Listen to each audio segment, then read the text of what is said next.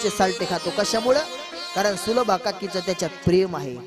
आणि आपल्याला जर पाहुण्यानं शेवटच्या पंक्तीला जेव घातलं तर आपण म्हणतो काय मान सन्मान आहे का नाही राव. इनबाई तुम्हाला जर समय नाही आणल्या तर म्हशीपेक्षा जास्त फुगता तुम्ही. हा कोणतं तेल पाजल्या उतरतात. लय अवघड आहे महाराज. एखाद्याच्या गरीबाच्या लग्नामध्ये तुमचा मान सन्मान नाही झाला तर 10-10 वर्ष तुम्ही त्या इनबाईला बोलत नाहीत. असं नका करत जाऊ. अहो तुमच्या नशिबानं लोकांचं लेकरू तुमच्या दारात येते. आणि छोट्याशा मानासाठी कोणाचं मन नाही दुखवलं पाहिजे. कारण ज्या समयीसाठी तुम्ही भांडण करता, ज्या ताटासाठी भांडण करता, ते ताट काय तुमच्या शेवटपर्यंत जाणार आहे का? आणि मला असं वाटतं ज्या समयीसाठी भांडण करता, एक गोष्ट ध्यानात धरा, एक दिवस तुमचा असतो पण तिथून पुढचं पूर्ण जीवन त्या सोन्याच्या हातात तुमचं असतं. हे सुद्धा ध्यानात धरत जा. आणि मग लोकाला सांगत बसायचं नाही माय हावसा नवसानं सून केली पण मला तिनं पंढरी लावली.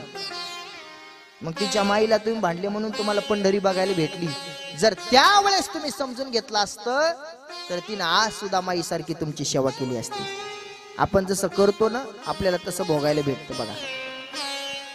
म्हणून मला तर असं वाटतं एखाद्याच्या नशिबानं, महत्वाचं वाक्य ध्यानात धरा, एखाद्याच्या नशिबानं, आता ज्याचं त्याचं नशीब असतं. एखाद्याच्या नशिबाला सासूचा कायम त्रास असतो. सासू मरेपर्यंत तिचा त्रास सहन करावा लागतो. 2-4 जणी म्हणायला तर माय महाराजाला चटकळत आहे अजून बी आमची डंगरी मला ताणत देते. असं वाटतंय बदबद पाऊस शेवानी वाहून जावा. पण ऐका तुमच्या नशिबानं तुम्हाला तो त्रास भेटलाय सासूचा. तुमच्या नशिबानं तुम्हाला तो त्रास आहे. पण तुम्हाला एक मुलगा आहे आणि त्याचं लग्न झाल्याच्या नंतर तुम्हाला त्रास झाला म्हणून तुम्ही सुनेला त्रास देऊ नका. उलट तुम्ही तिला लेकीसारखा जीव लावा. ती जगभर तुमचं नाव सांगन की सासू असाव तर माझ्या सासू सारखी. म्हणून आपल्याला त्रास झालेला आहे, दुसऱ्याला त्रास होऊ नये याचा विचार केला पाहिजे. आपल्या नशिबानं आपल्याला दुःख भेटलं ना, पण आपल्यामुळं कोणाला दुःख नाही झालं पाहिजे. आणि आतमधला केळीचा गाभा स्वतः काकी खाता देवाला साल्ट देत असताना उद्धवजीने विचारलं काना अरे काय खातोय. त्यावेळेस उद्धवजीला सांगितलं तुम्ही शांत राहा, मला ही उष्ट खायची सवय म्हणे. उष्ट खायची मला सवय आहे म्हणे. याच जन्मात नाही, अशा अनेक जन्मामध्ये मी उष्ट खाल्ले आणि असा कुठला जन्म नाही की मला उष्ट खायला भेटलं नाही. तुम्हाला आठवतं का उद्धवजी, मी लहान होतो आणि माझा एक गोपाळ होता. त्याच्या घरामध्ये काही नव्हतं, ताक होतं पण आणण्यासाठी काही नव्हतं, सावत्राई होती. त्या गोपाळानं तोंडात ताक आणलं गुळणी धरून, आणि गुळणी धरून तोंडात ताक आणलं. आणि जसं ते घरी आल्याच्या नंतर वाळवंटात आलं आणि आल्याच्या नंतर मला काना म्हणून द्यायला आवाज सुद्धा त्याचा तोंड उघडत नव्हतं. तोंड उघडावतं ताक खाली पडल म्हणून मला ते तोंडानच हू हू करू लागलं आणि खुणवलं. त्याच्या तोंडातलं ताक मला प्यावं लागलं. त्यावेळेस सगळे देव मला नाव ठेवू लागले. काय स्वतःला देव म्हणून घेतो, पण त्या ताकामध्ये जी चव होती ना ती अमृतात सुद्धा चव नाही उद्धवा. या केळीच्या साल्ट्यामध्ये जी चव आहे ना ती चव अमृतामध्ये सुद्धा नाही उद्धवा. आणि तेवढ्यात विदुर काका आले आणि आल्याच्या नंतर या दोघाचा कारभार बघायला लागले. सुलभा काकी आसनावरती, देव सुलभा काकीच्या पायाजवळ. स्वतः केळीचा गाभा खातायत आणि देवाला केळीचं साल्ट देतायत. विदुर काकानं पाहिलं, पाहिल्याच्या नंतर मोठ्यानं आवाज द्याला, सुलभा अगं काय करते, देवाचा अपमान करते. अगं माहिती म्हणे काय झालं. अगं स्वतः आसनावरती बसली, मग काय झालं. देवाला खाली बसवलं आणि ज्या वेळेस भगवंताला खाली बसवलेलं बघितलं, सुलभा काकी उठून उभा राहिल्या. डोळ्याला धारा लागल्या, काना माझं चुकलं रे, मी पापी आहे, काना माझं चुकलं, मला माफ कर, मला काय शिक्षा द्यायची तर दे. त्यावेळेस माझ्या काकीचा हात माझ्या भगवंतानं धरला. काकीला सांगितलं, काकी अहो तुमचं चुकलं नाही, अशा भक्तासाठी तर मी तळमळतो, अशा भक्तासाठी तर माझी जन्म असतात. देवा भावा भूकेला, देवा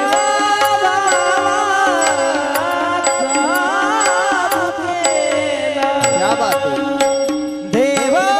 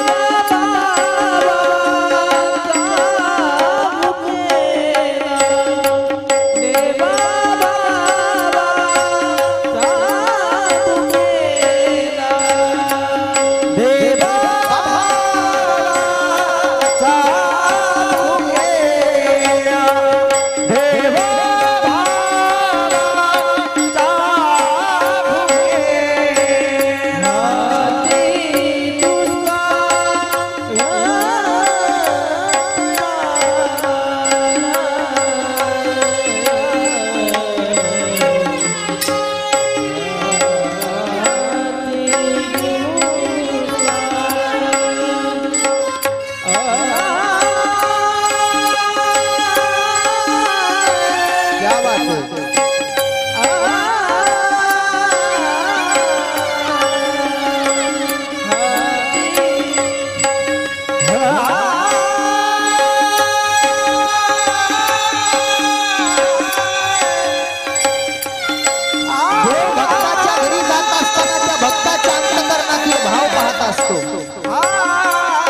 भक्त उंच घरामध्ये आहे का खालच्या जातीमध्ये जन्माला आलेला आहे.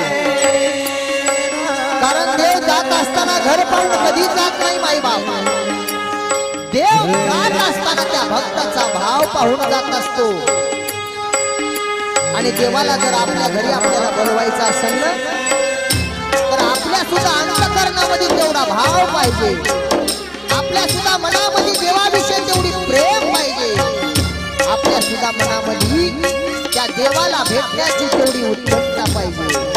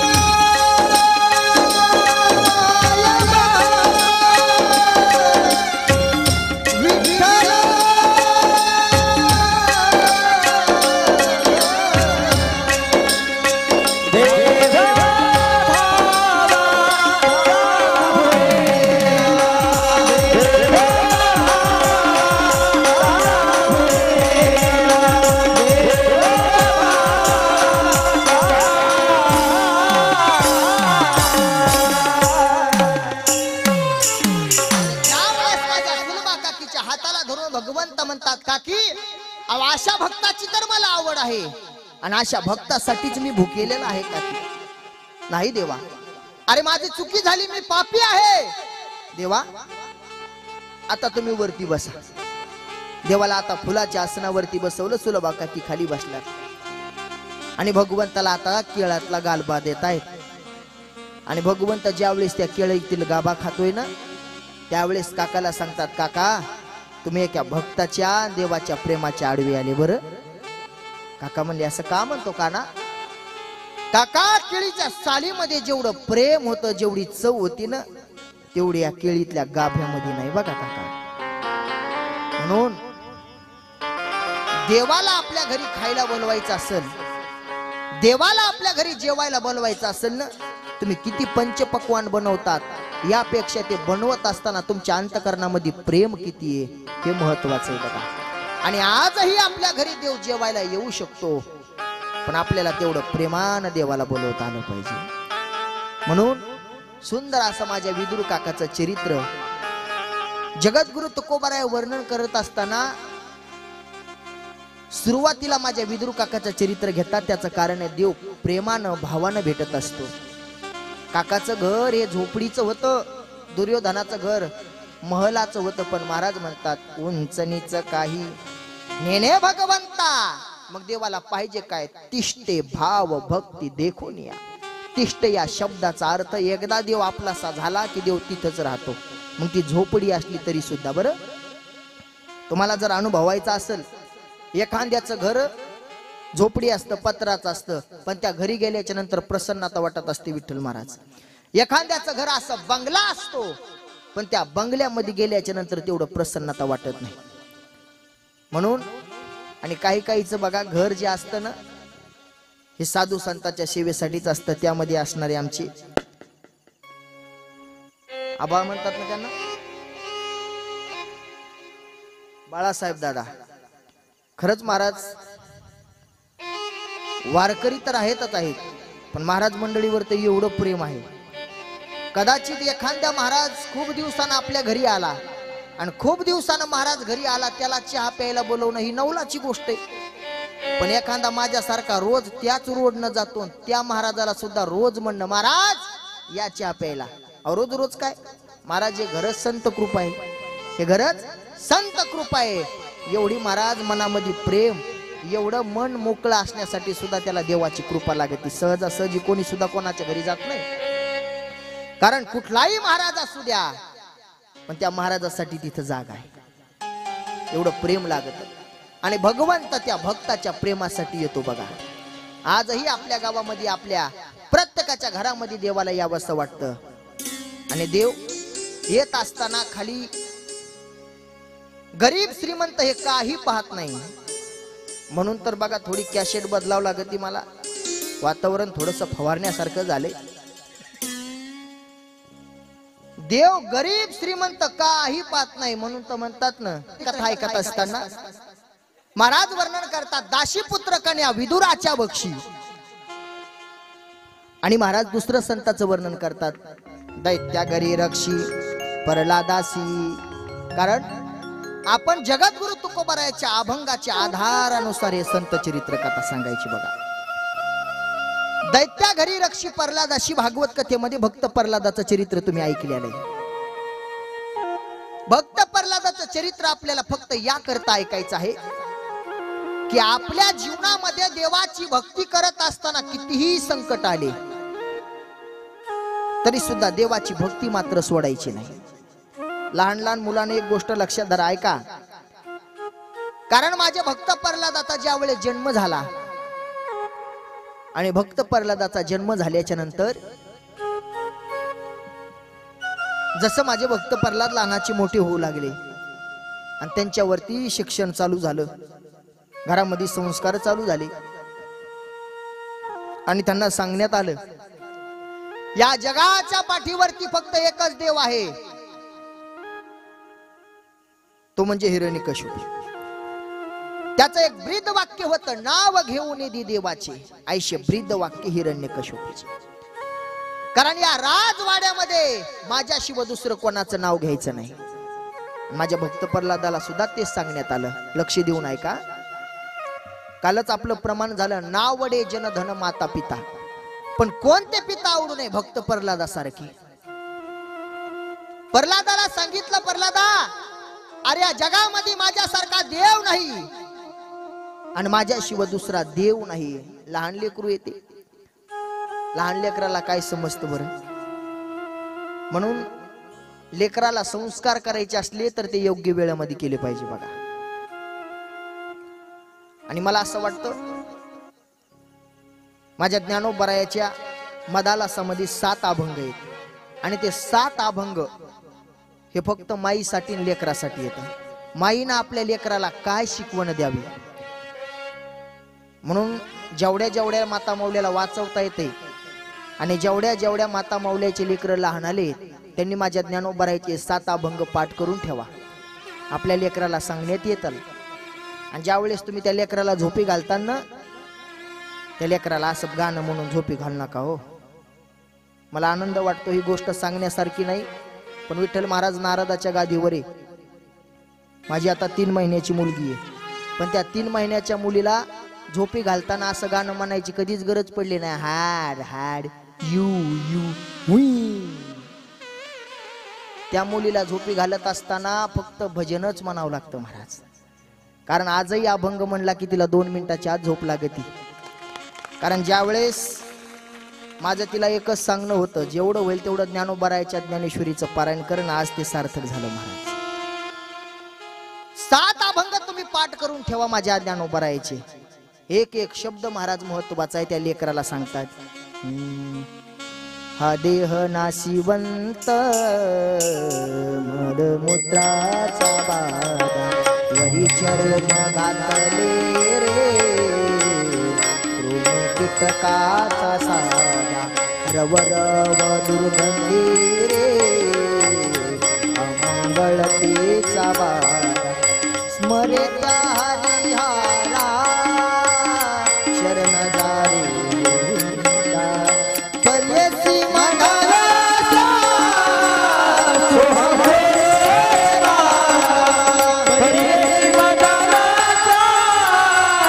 सोहा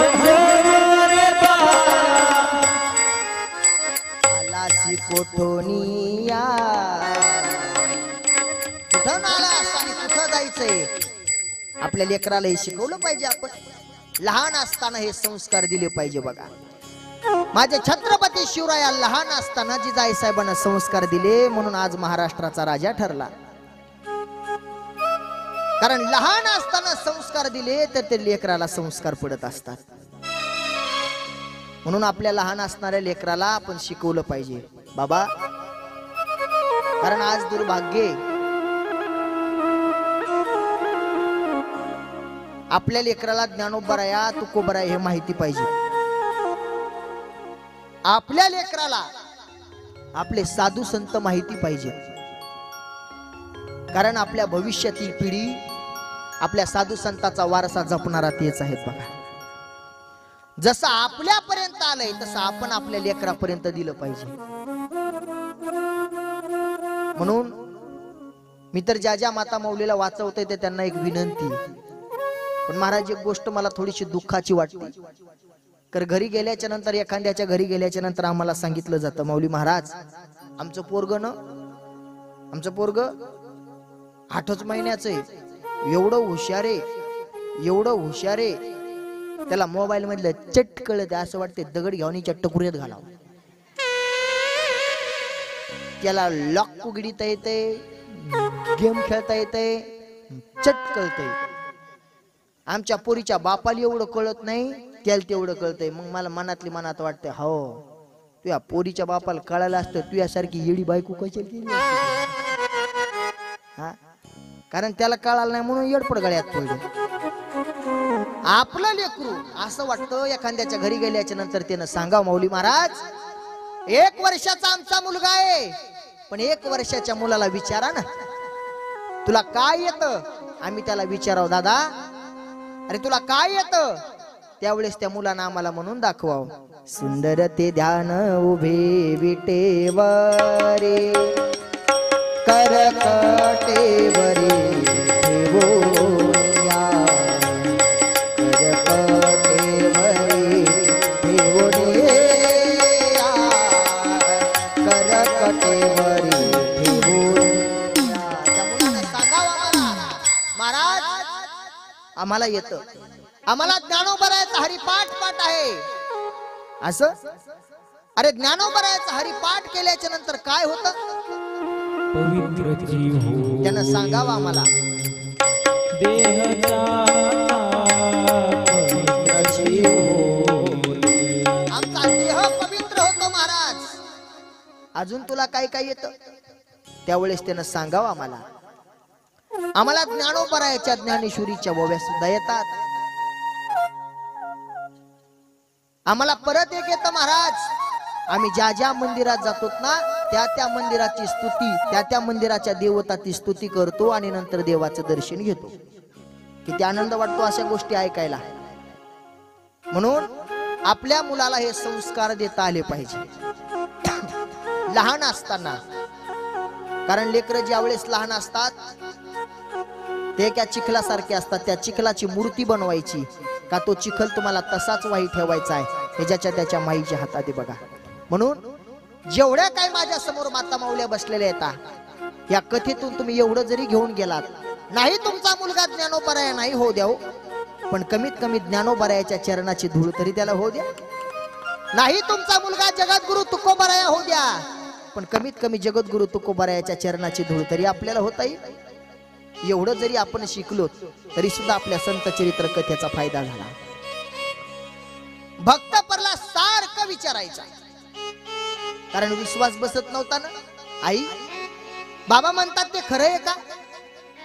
जगाचा मालक जगाचा देव बाबाच आहेत का. हे झालं होतं कशामुळे माहितीये का.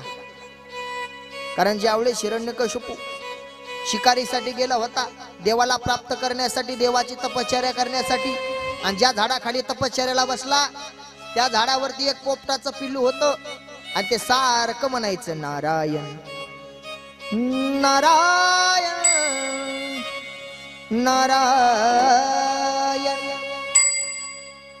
कानाला त्रास झाला त्याच्या कानातून रक्त यायचं. नारायण नाव आलं की विठ्ठल गुरुजी त्याच्या कानातून रक्त यायचं. तसे अजून सुद्धा काही हिरण्यकश्यपूच्या अवलादीचे लोक आहेत बरं. असं कीर्तनाचं भजनाचं नाव आलं की असं करतात, अरे काय तुला गोमाशा चावल्या रे, असं कान फुटत द्यायचा, कानातून रक्त येते. आणि घरी आला, आणि घरी आल्याच्या नंतर महाराज बायको हुशार असली ना, तिच्याकडून सहज आपल्या नवऱ्याकडून ते देवधर्म करून घेते. पण बायको हुशार पाहिजे. मला मान्य आहे की पुरुष वर्गाला जास्त देवाची आवड नसते. आपल्याला वाटतं ना जोडीनं आरती घ्यावं. हे बघा, इथं आरतीसाठी मानापानाची अपेक्षा तुम्ही कधीच करू नका. नाही आपल्याला आरतीला सांगितलं काय हरकत नाही, आपण आपलं स्वतःच आरतीचं ताट आणायचं. खंडोबा तर तुम्हाला म्हणणार नाही तू काऊन ववाळायली, म्हणणार नाही. आपल्या मालकाला म्हणायचं, वैवा आज तुम्हाला काम नसेल तर खंडोबाच्या आरतीला चाला ना. ते जर म्हणलं हे आपल्याला ते जमत नाही, आज भाकरीच करीत नाही, त्याला खाण्यामुळं तरी इकडे यावं लागते. पण ते बी हुशार वेळेने मी पंक्तीला जेवून आलो, तुला इथं खाला जमते ना, आरतीला जमत नाही का. आणि इकडं घेऊन आल्याच्या नंतर तुम्ही जर ठरवलं तर 100% महाराज त्यांच्या हाताने आरती करून घेऊ शकता. कारण तिला 108 वेळेस आपल्या नवऱ्याकडून नारायणाचं नाव घ्यायचं होतं. आणि घरी आल्याच्या नंतर विचारलं, का हो देवाला प्राप्त करण्यासाठी गेला होता ब्रह्मदेवाला, काय झालं. अगं काय नाही, त्या झाडावरती एक पोपटाचं पिल्लू सारखं नारायण नारायण म्हणत होतं. काय म्हणत होत, नारायण नारायण म्हणत होत. परत 5 मिनिटं झाले की फिरून आली की ती म्हणायची, होय वा मला कसं सुधरत न झालं, मी बीपी वाढी काय की. काय झालं, तुम्ही घरी काऊन आले. अगं ते पोपटाचं पिल्लू नारायण नारायण म्हणत होत. परत 10-15 मिनिटं झाली, अर्धा तास झाला की चहा घेऊन आलीच. होय वा, मी एकच कप आणला, मला माहितच नाही तुम्ही घरी येतं. आणि तुम्ही तर गेलते ना. अगं मी गेलो होतो, पण त्या झाडावरती पोपटाचं पिल्लू नारायण नारायण नारायण म्हणून लागला. आता जर विचारलं तर माईक तुमचं नाही का, माईकच डोक्यात. ते म्हणले, माय आता मला कसं आता नाही कळत हो, कामाधंद्याने विसरून जाते मी. आता 100 वेळेस झालं होता, 100 वेळेस झालं होतं, आता फक्त 8 वेळेस राहिलं होतं. रात्रीची वेळ झाली आणि जशी ती परत आली, आणि परत आल्याच्या नंतर विचारलं, वय ऐका ना, माझ्यावर रागवू नका, तुम्हाला हात जोडते, मला एकदा सांगा की तुम्ही आज घरी का आले. त्यावेळेस त्याने सांगितलं, अगं मी ज्या वेळेस वनामध्ये गेलो होतो त्या झाडावरती पोपटाचं पिल्लू नारायण नारायण नारायण नारायण नारायण म्हणत होता. आता जर विचारलं तुला देवळगावातून काढून देईन. ती म्हणली, बास आता काहीच म्हणू नका. आणि त्यावेळेस भक्त प्रल्हाद पोटात होते. बापानं सांगितलं की या जगामध्ये माझ्याशिवाय देव नाही, पण पोटामध्ये ऐकलं होतं की नारायण हा जगाचा देव आहे. म्हणून माईला विचारत होते, खरंच खरंच. वा, लय बरं वाटतंय महाराज अशा टाळ्या वाजल्या बरं. कारण विचारत होते, विश्वास नाही, खरंच नारायण देव आहे, खरंच माझा वडील देव आहे. त्यावेळेस सांगितलं, माय आहे ती माईच अंतकरण आहे. जर भक्त प्रल्हादानं या नारायणाचं भजन केलं तर या चिमुकल्या लेकराला कधी तो बाप चिरडून टाकील सांगता येत नाही. म्हणून सांगितलं, बाळा अरे तुझा बाप म्हणतो तो बरोबर आहे. पण एक वेळेस भक्त प्रल्हाद आपल्या मित्रासोबत कुंभारवाड्यामध्ये खेळण्यासाठी गेले. आणि कुंभारवाड्यामध्ये खेळण्यासाठी गेल्याच्या नंतर, जाऊ द्या त्यांच्याकडे लक्ष देऊ नका, ते सुद्धा भाग्यवान आहेत. कारण अमृत पिऊन मंडपात येऊन, कथेच्या मंडपात येऊन झोपायला याला बिले भाग्य लागत आहे. नाही तर नालीत लोळणारे तुम्ही लय बघितले. त्याच्याकडे लक्ष देऊ नका, इकडे लक्ष द्या. कुंभारवाड्यामध्ये आपल्या मित्रासोबत गेल्याच्या नंतर त्या कुंभाराच्या ज्या वेळेस ते मडके कच्चे असतात भाजण्यासाठी त्यांना ती भट्टी लावतात. त्याला काय म्हणतात, त्या भट्टीला आवा, बरोबर नाही. हा, ती भट्टी लावली, आपण भट्टीच म्हणू नाही का. ती भट्टी लावली. आणि भट्टी लावल्याच्या नंतर हे जसं घरी गेले खेळत खेळत, आणि त्या भट्टीत जाळ पाहिला. आणि जाळ पाहिल्याच्या नंतर त्या कुंभाराचं लेकरू लागलं रडायला मोठमोठ्यानं. त्या कुंभारी मावशीने विचारलं, बाळा अरे काय झालं रडायला. आई, अगं इथं जे मडकं होतं ते मडकं कुठे. बाळा तुझ्या बाबानं आताच भट्टी लावली आणि जाळ सुद्धा लागला. अगं त्या मडकामध्ये मांजरीचे पिलं होते, मी पाळलेले मांजरीचे पिले होते. मरतील ग ते आई, मरतील. आणि त्यावेळेस ते जाळाकडे धावत जात असताना माईनं त्याला धराव, नाही रे बाळा आता जाऊ नको, त्या भट्टीला जाळ लागलेला आहे. आणि त्यावेळेस त्या कुंभारीन मावशीनं सांगाव, बाळा अरे आपला देव सत्याचा आहे, तो नारायण त्याची नारायण त्या मांजरीच्या पिल्लाचे रक्षण करेल. आणि त्यावेळेस भक्त प्रल्हादाच्या लक्षात आलं, का हो या जगामध्ये माझ्या बापाशिवाय दुसरा देव नाही, माझ्या बापाचा धावा करा, मांजरीच्या पिल्ल्याचं रक्षण करीन. त्यावेळेस ती कुंभारीन मावशी म्हणली, येड्या तू हा बापच भेट आहे म्हणजे, त्या बापासारखा तर भित्रा कोण नाही, त्या नारायणाच्या भीतीपोटी तर ते तपश्चर्या करायला बसले म्हणजे. आणि ज्या वेळेस ती भट्टी शांत झाली, त्या भट्टीतून मडकं बाहेर करतात, लाल बुंद झालेल्या गाडग्यामध्ये सुद्धा मांजराचे पिला असे खेळू लागले. हा चमत्कार भक्त प्रल्हादानं पाहिलं आणि त्या दिवशीपासून ठरवलं की या जगामध्ये एकच आहे नारायण, तो म्हणजे महाविष्णू. त्या दिवशीपासून नाचत भजन करायला लागले, नारायण नारायण श्रीमन नारायण नारायण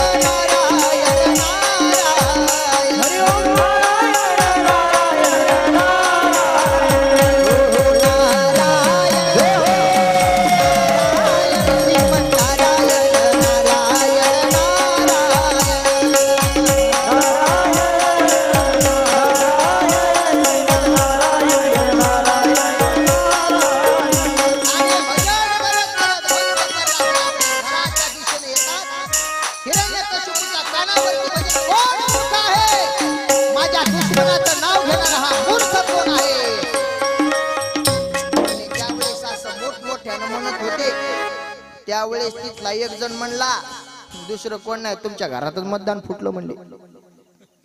दुसऱ्याला कोणाची काय टपोरे म्हणले, तुमच्या विरोधात फॉर्म भरायचा म्हणले. कोण आहे?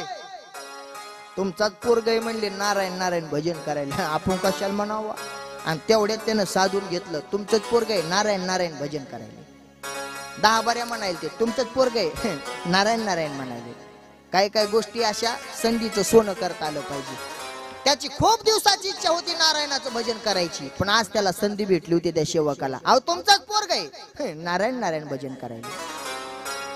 एखाद्याचा जर अपमान करायचा असला ना, एखादा मोठा असला विठ्ठल गुरुजी, आणि आपल्याला समजा त्याला मूर्ख म्हणायचं, आपण डायरेक्ट त्याला मूर्ख म्हणू शकत नाही, पण त्याच्या जवळ गेल्याच्या नंतर त्याला म्हणायचं, काय तुमचा अधिकार आहे, काय तुम्ही मोठे आहेत. पण नालायक लोकांना काय कळत नाही हो, ते म्हणलं तुम्ही मूर्ख आहेत. मला तर रागच आला, आपल्याला तर राहवलंच नाही. मी म्हणलं, अरे तुला लाज वाटते का, त्यांना मूर्ख म्हणतोस, ते काय मूर्ख आहेत का? ते म्हणलं तुम्हाला म्हणायला आज का? ते म्हणले ते सांगायला. ते म्हणले ते सांगायला, ते तुम्हाला मूर्ख म्हणलं. तुम्ही का मूर्ख आहेत का? बघता बघता 5 बाऱ्या म्हणलं बघा ते मूर्ख आहेत. तसं बोलता बोलता कोण काय बोलून जाईन सांगता येत ना. तुमचाच पोरग आहे नारायण नारायण म्हणून. ते म्हणलं आता तू ग बस. मी माझ्या पोराकडे बघतो. त्याला जवळ बोलवलं आणि जवळ बोलवल्याच्या नंतर सांगितलं, भक्त प्रल्हादा काय म्हणतो बाळा? बाबा मी नारायण नारायण म्हणतो. का म्हणतो? बाबा अहो तो नारायण ना आपलं सर्वांचं रक्षण करतो, मागे पुढे उभा राहे संभाळीत, आलिया घात निवाराया, म्हणून मी त्या देवाचं भजन करतो. कशामुळं? आपल्या तुकोबरायानं सांगितलं ना, हाकोवरून सांगे तुका नाम घेता राहू नका, म्हणून मी नाव घेतो. अरे तुला सांगितलं ना माझ्या शिव देव नाही. बाबा बरोबर आहे, तुम्ही देव आहेत, पण तुमचा सुद्धा एक देव आहे, त्याला नारायण म्हणतात. तुम्ही तर देव आहेत, पण तुमचा सुद्धा एक देव आहे, त्याला नारायण म्हणतात. त्या नारायणाचं मी भजन करतो. मग भक्त प्रल्हादाला सांगितलं, अरे मीच देव आहे बाबा. मग तुम्ही देव आहेत तर मग एक सांगा, ते समोर दिसणारी आग आहे, ते जाळ आहे, त्या जाळामध्ये मला तुम्ही जाऊन दाखवा बरं. इकडे लक्ष देऊ नका. नाही त्या गोष्टीकडे लक्ष नाही दिलं पाहिजे. आपलं जे महत्वाचं आहे देव कधी कधी परीक्षा घेत असतो आणि या परीक्षेमध्ये जर आपण नापास झालो तर मग आपण असंच वड्यान वाद जात असतो. त्यामुळे लक्ष देऊ नये का. अरे बापरे,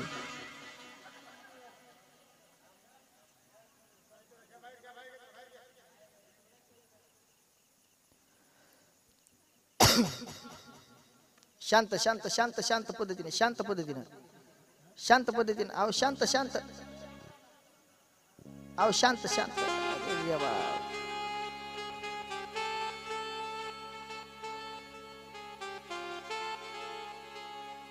शांत त्यांना शांत त्यांना.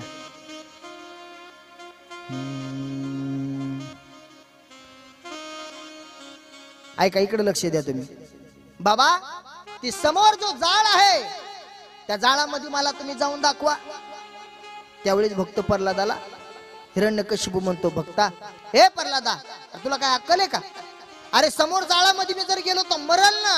मग त्यावेळेस भक्त प्रल्हाद म्हणला, बाबा तुम्ही त्या जाळात गेल्यावर मरताल ना म्हणून तुम्ही देव नाहीत, पण त्या जाळात जाणाराला वाचवणार नारायण आहे म्हणून तो नारायण देव आहे. कारण मी स्वतः पाहिले त्या मांजराच्या पिल्याला वाचवताना मी पाहिलं हो त्या नारायणाला. तो दिसला नाही पण मांजराच्या पिल्याला मरू दिलं नाही. म्हणून बाबा मी जसं नारायणाचं नाव घेतो ना तसं तुम्ही बी घ्या. अनेक वेळा सांगितलं तरी सुद्धा भक्त प्रल्हाद ऐकत नाही. जमिनीवरती लोटून दिलं, डोकं फुटलं. बाबा जीव गेला तरी चालन पण नारायणाचं भजन सोडणार नाही. आणि गुरुकुलात शिकायला टाकल्याच्या नंतर म्हणले याला आपल्या गुरुकुलामध्ये टाकल्याच्या नंतर आपले जे संस्कार आपली जी काय विद्या आहे ती शिकवले जाईल. त्याला शिक्षकाला सांगितलं, ऐका याच्या डोक्यामध्ये जे नारायणाचं भूत आहे ते नारायणाचं भूत निघलं पाहिजे ना. आपले जे काही शिक्षण आहे ते शिक्षण पूर्ण दिलं पाहिजे. आणि याच्या डोक्यातून जर नारायणाचं भूत नाही निघलं तर तुम्हाला जिवंत ठेवणार नाही. म्हणून ते शिक्षक भक्त प्रल्हादाला सांगत होते, प्रल्हादा हे बाळा, अरे या जगामध्ये फक्त एकच देव आहे ते हिरण्यकशिपू आहे. नाही गुरुजी, या जगामध्ये एकच देव आहे तो म्हणजे नारायण आहे. तुम्ही सुद्धा त्या नारायणाचं भजन घ्या. पण सांगितलं ऐक, गुरु हा ब्रह्म आहे. तुला माहितीये ना, गुरु हा ब्रह्म आहे, गुरु हा विष्णू आहे. गुरुर देवो महेश्वरा, गुरुर साक्षात परब्रह्म तस्मै श्री गुरुवे नमः. गुरु हा आपला देव आहे ना. मग तुला या देवाची शपथ आहे, आजपासून तू नारायणाचं भजन करायचं नाही. या गुरुला जीव वाचवण्यासाठी तरी करू नको. आणि आपल्या गुरुचा जीव वाचवण्यासाठी माझ्या भक्त प्रल्हादानं नारायणाचं नाम, भगवंताचं नाव घ्यायचं बंद केलं. पण करमत नव्हतं, डोळ्यात पाणी आलं. नारायणाला प्रार्थना केली, म्हणे देवा असा काहीतरी चमत्कार करा, असा काहीतरी चमत्कार करा की जेणेकरून माझ्या गुरुजीनं मला स्वतः सांगाव की प्रल्हादा अरे त्या नारायणाचं भजन कर. आणि माझ्यासोबत त्यांनी सुद्धा भजन करावं. असं ज्या वेळेस महाराज विनंती केली ना, अशी ज्या वेळेस विनंती केली गुरुजीचं अचानक पोट दुखायला लागलं. आणि पोट दुखायला लागल्याच्या नंतर गुरुजीनं अनेक विलाज केले पण गुरुजीचं काय पोटच राहीना दुखायचं. बारी बारीचे औषध घेतले पण काय पोट दुखायचं राहीना. जवळपास 75 विनो पेल्या पण तरी सुद्धा पोट दुखायचं राहीना. अनेक गोळ्या खाल्ल्या तरी सुद्धा पोट दुखायचं राहीना. आणि मग भक्त प्रल्हाद जवळ आले म्हणले, गुरुजी तुम्हाला एक गोष्ट बोलायची. म्हणजे काय आहे? एकांतात बोलायची. गुरुजीला रूम मध्ये घेतलं आणि सांगितलं, गुरुजी इतके तुम्ही औषध घेतले तुमचं पोट राहिलं का? नाही राहिलं. मग ऐका ना, मी जे सांगतो ते एकदा औषध घ्या. तुमचं पोट जर नाही राहिलं तर जन्मभर तुम्हाला तोंड दाखवणार नाही. काय आहे तुझं औषध? त्यावेळेस सांगितलं, एकदा नारायण म्हणा ना. गुरुजीनं डोक्याला हात आणला, रे मूर्खा, ज्याचं नाव मी तुझं बंद करायला सांगतो तू माझंच नाव घ्यायला सांगतो, मलाच नाव घ्यायला सांगतो. असं म्हणले जास्तच कळ उठली. अरे मला बोलू नको, त्रास होतोय. गुरुजी म्हणा ना एकदा नारायण. आणि लहान लेकराला दुसऱ्याला त्रास झालेला ते कळत नाही. बरं, रानातून आई घरी येत असताना तिच्या डोक्यावरती सरपणाचा भारा असावा, हातामध्ये पिशवी असाव आणि तेवढ्यात लेकरू रडत जाते, आई मला काढायला बसायचंय. आई म्हणते, बाळा माझ्या डोक्यावर वज आहे, तुला घरी गेली येतो, मला आत्ताच बसायचंय. अरे आजच्या डोक्यावर वज आहे तिला कळत नाही का? भक्त प्रल्हाद म्हणते गुरुजी एकदा नाव घ्या ना. अरे बाबा घ्यायचं नाही. गुरुजी एकदा घ्या ना. गुरुजीने सांगितलं काय होईल नारायण नाव घेतलं. म्हणले जर तुम्ही नारायण नाव घेतलं आणि तुमचं जर पोट राहिलं नाही ना गुरुजी तुम्ही मला शपथ दिलेली आहे पण मी त्या नारायणाची शपथ घेतो मरेपर्यंत त्या नारायणाचं नाव घेणार नाही पण एकदा तुम्ही घ्या. आणि ज्या वेळेस असं चॅलेंज दिलं त्यावेळेस गुरुजीनं आजूबाजूला बघितलं म्हणले बाहेर जाऊन बघ बरं कोणी आहे का. तर बाहेर गेले म्हणले कोण नाही. भिंतीला कान लावले म्हणले भिंतीला सुद्धा कान असते. म्हणूक म्हणले म्हणा कारण भीती होती हिरण्यकशिपूची. लहान आवाजात म्हणले नारायण. थोडी कळ कमी झाली. म्हणले अरे बरं वाटायले आता. नारायण. अरे अजून बरं वाटायले. नारायण नारायण नारायण. पोटाचा आजार कुठं निघून गेला गुरुजीला कळालं नाही आणि ते गुरुजी नाचायला लागले. भजे म्हण नारायण नारायण नारायण नारायण नारायण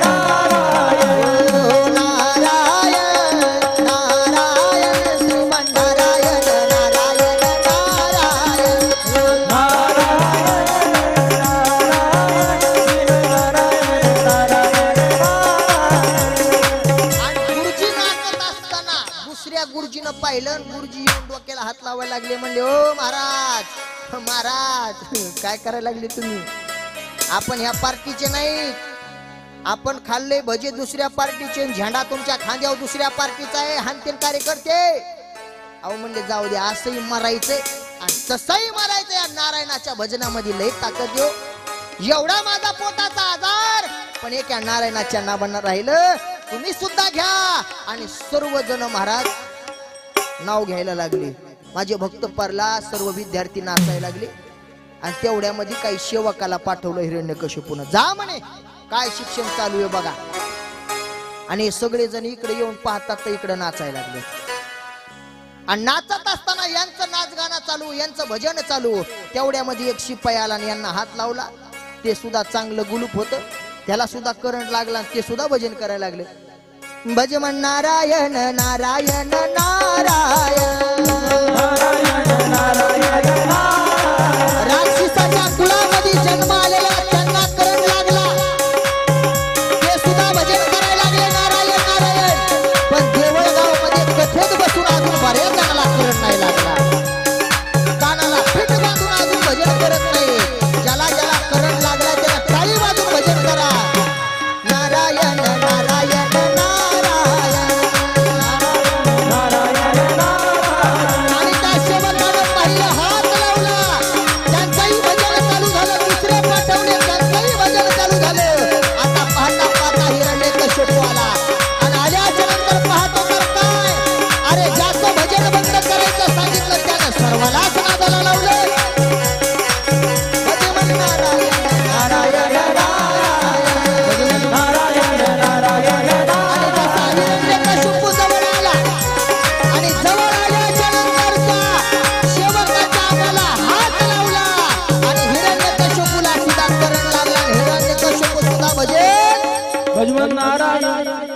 नाही. ते शॅट झालेलं गुरुप होत.